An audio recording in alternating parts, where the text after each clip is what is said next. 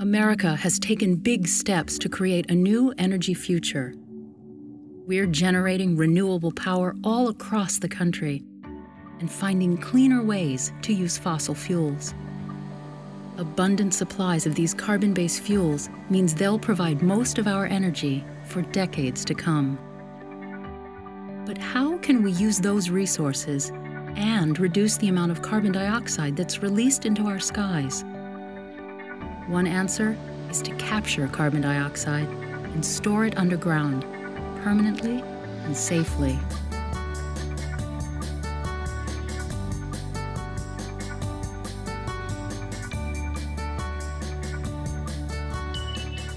The most efficient way to capture carbon dioxide starts with a process called gasification. Instead of burning fuel, gasification creates a chemical reaction that combines refinery waste, coal, forestry wastes, or even trash with oxygen and steam under high pressure to create a clean, pure gas. Gasification breaks everything down into molecules so you can capture all the impurities and safely remove the CO2. Well, the process of gasification actually makes the job of capturing the CO2 in the first place easier. And if it makes it easier, it ends up making it a bit cheaper as well. We already use some of that captured CO2. For example, it's the key to enhanced oil recovery, where CO2 is pumped into poorly producing wells to recover the oil that's left underground. At the plant here at the Great Plains Synfuels plant, we've been sequestering carbon dioxide since 2000. On a daily basis, we send to Canada about 150, 160 million cubic feet of carbon dioxide per day, and it's used in oil fields for enhanced oil recovery. Using carbon dioxide for enhanced oil recovery helps us produce millions of barrels of oil. Scientists believe there's enough oil still trapped in mature oil fields to meet America's energy needs for the next 50 years. And CO2 captured through gasification can help do the job. But because carbon dioxide will continue to be a problem, scientists are testing techniques to permanently store it deep under the Earth's surface. We use proven technologies that have been used for decades to find these storage sites. We have the technology that allows us to look into the Earth to find secure places to put it, and the monitoring technologies that allow us to verify that that CO2 remains in place safely. To keep the CO2 locked underground, you need a rock reservoir of sandstone and shale. You need to have the right package of rocks in order to be able to store carbon dioxide in the subsurface. So you need to have sedimentary rock that's porous, that has space between the grains that make up that rock, and then another rock on top of that, which essentially acts as a seal.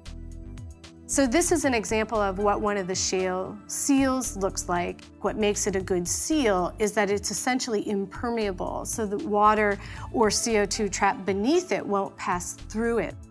The sandstone is made literally of lots of different grains of sand.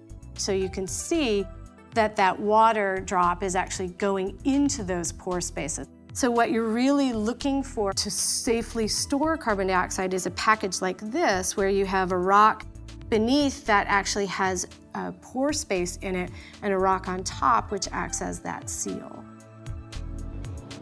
One of the first large-scale demonstration projects plans to compress 1 million tons of carbon dioxide and inject it 1.5 miles below the Earth's surface. The success of a project like this is that we safely and effectively put into the ground the 1 million tons of carbon dioxide, that we can verify the performance of the reservoir, that is, the reservoir is not leaking, and carry out all the environmental monitoring and basically find no carbon dioxide. Geologists have found extensive rock reservoirs here in the United States. In fact, there are enough of them to safely hold all the carbon dioxide from all our power plants for hundreds of years.